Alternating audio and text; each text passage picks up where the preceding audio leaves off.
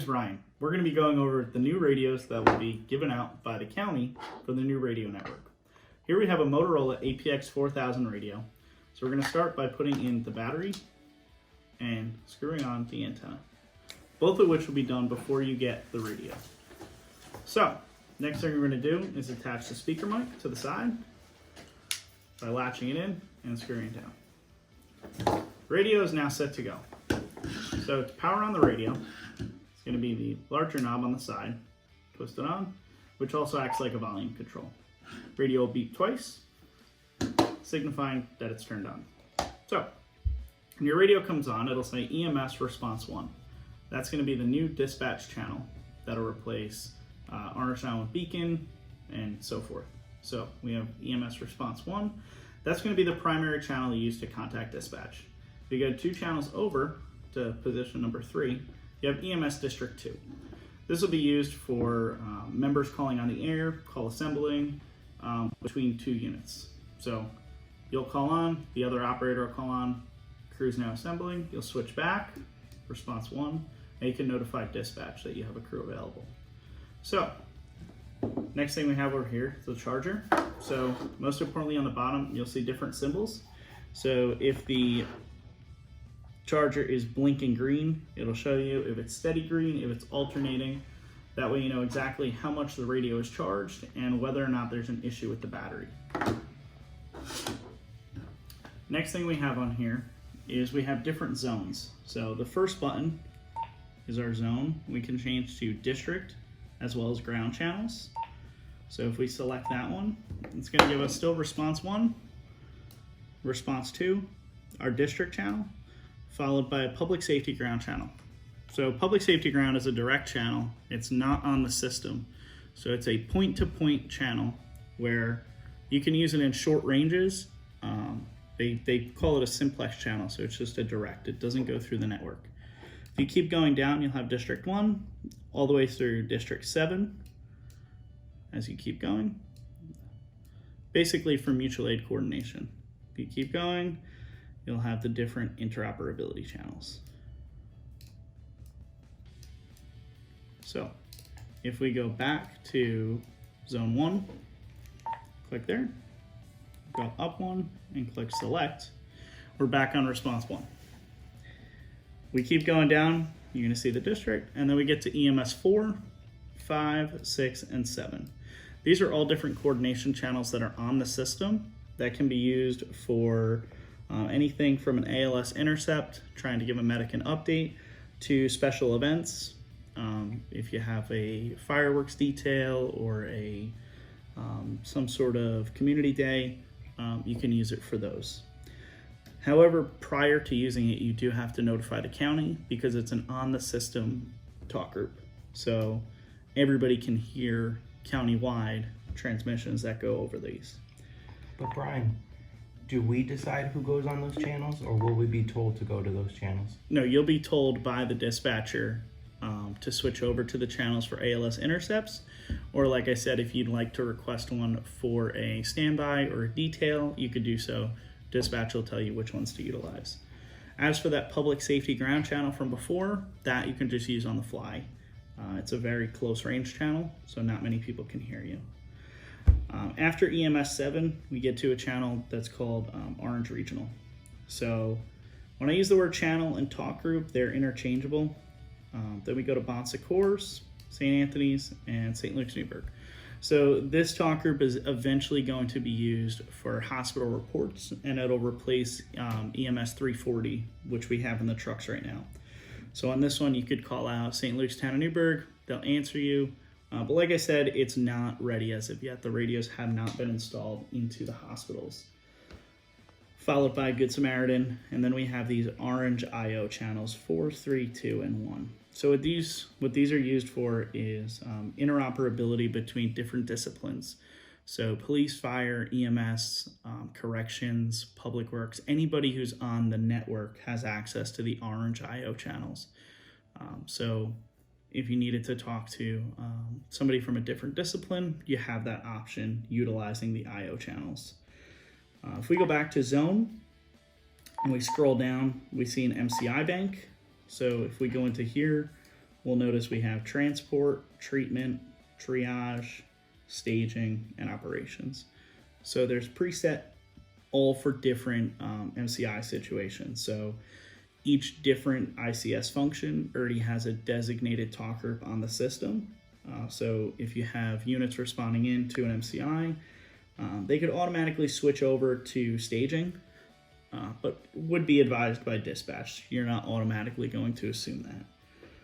If we go back to zone, we keep scrolling down, we do see interop direct, interop repeater, interop, and then we have 7 med, 7 air ground. So these are all different FEMA and federal interoperability channels. So likelihood of using them is not so high. However, if you're at a scene or you're at some sort of special event, or even if you go interstate mutual aid, inter-county mutual aid, you might need to utilize those. But somebody would tell you that. Last one we have here is special events. So special events 1 through 16, this is going to be used for something like the air show, where everybody's carrying the same type of radio, and we can assign special event 1 to EMS operations, special event 2 might be EMS treatment, so on and so forth. So we have all of those there as well. Again, these are all on the network, so you can hear them countywide. There are no more towers. We're not going to be changing between Beacon, Goshen, Scunamunk, so forth. It's just EMS response 1 goes over every tower all at once. So some of the buttons on the radio, we'll go over those. This is a volume and power knob. Up here is going to be your channel selector. Now, we noticed something new on this radio. We have an orange button. The orange button is actually an emergency button that's set up through the county dispatch center. So if you do click that, they'll get a notification at the console. If you notice on these antennas, it says 7800, which is the band of the radio, as well as GPS. So if you do hit that orange emergency button, the dispatcher can locate exactly where you are, and they can send police units to check on you. Besides that, over here on the side, we have the purple button, which is going to be used to turn on and off the scan function. We have the large green button here. It's got the green ring on it. That's our push to talk. The button over here on the top, that's going to turn our backlight on. And then the bottom one is just, again, another toggle for the backlight. So a couple other things. We'll go back to our original zone. Now we have MS1. So that's going to be a shortcut to different channels. So right now it's set to EMS response 1. Let's say we're on District 2. We click that, it's going to bring us back to that response 1.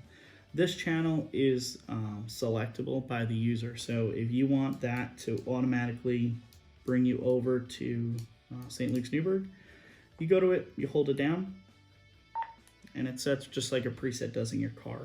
So if you go back to EMS response 1 now, click MS1, it's going to bring you to St. Luke's Newburgh. You click it again, it's going to stay there. In order to change it back, you just toggle on the channel selector knob. Besides that, you do have the option to edit your scan list.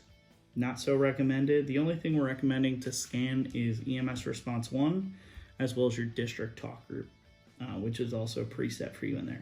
Now, Brian, we noticed that there's an EMS response 2. If they don't answer us on EMS response 1, should we be using EMS response 2?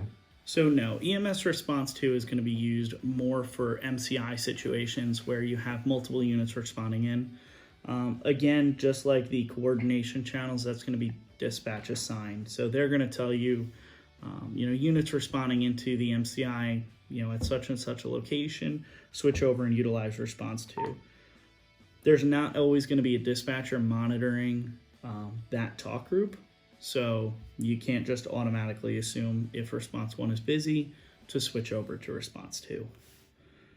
Just to go over some of the more menu buttons, if you arrow right, you'll have a battery button. That's just going to tell you your charge and your capability. And you have the info button. That's really not too important. That's more for serial numbers and programming.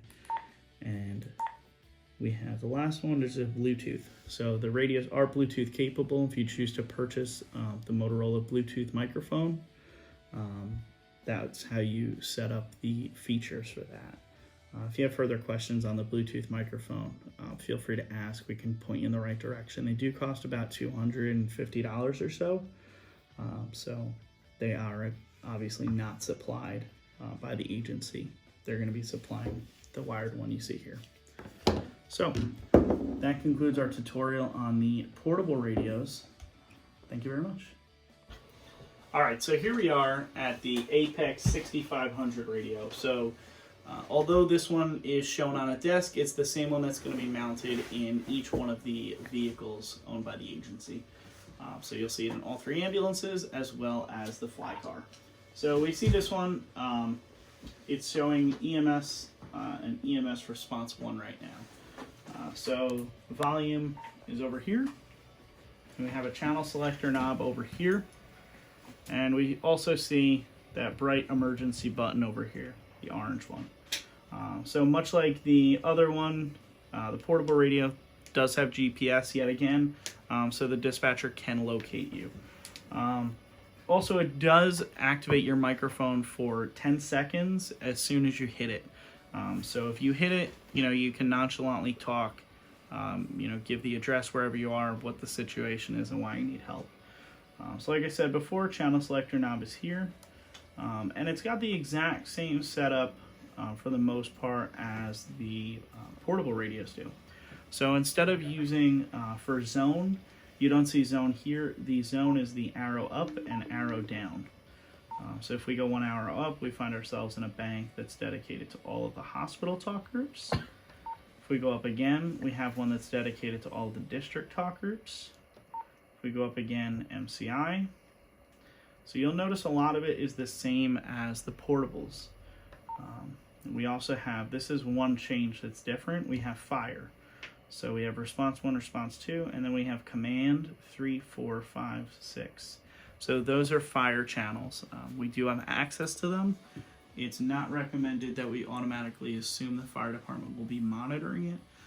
But should they need to, they might ask you at a fire standby, utilize command 3, and they can talk back and forth. If they have a mayday or they have a patient, we can find out via command 3, 4, 5, or 6. So we do see the MS1 and MS2 on here again. So MS1 is still set to response 1. If we click MS2, it's going to go back to that District 2 talk group. So for those who don't know, District 2 is made up of Newburgh, Montgomery, and New Windsor. So the 3 agencies will be sharing that talk group. And then we also have the option for scan on, scan off, nuisance delete, and the scan list. And that is the mobile radio.